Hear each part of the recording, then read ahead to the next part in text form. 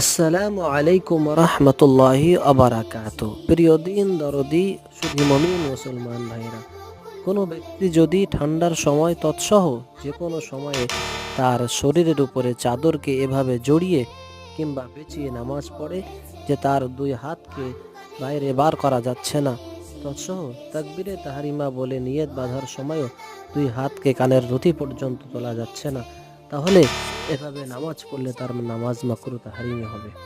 আর যদি কোনো ব্যক্তি চাদরের বাইরে হাত বার করে নিয়ত করে নিয়ে আবার দুই হাতকে চাদরের ভিতরে বাঁধে, তাহলে তার নামাজে কোনো সমস্যা হবে না। আল্লাহ তাআলা আমাদের সকলকেই বিশ্বনবীর বলে দেওয়া পন্থা অনুযায়ী নামাজ পড়ে জান্নাতের হকদার হওয়ার তৌফিক দান করুক। সকলে বলি আল্লাহুম্মা আমিন।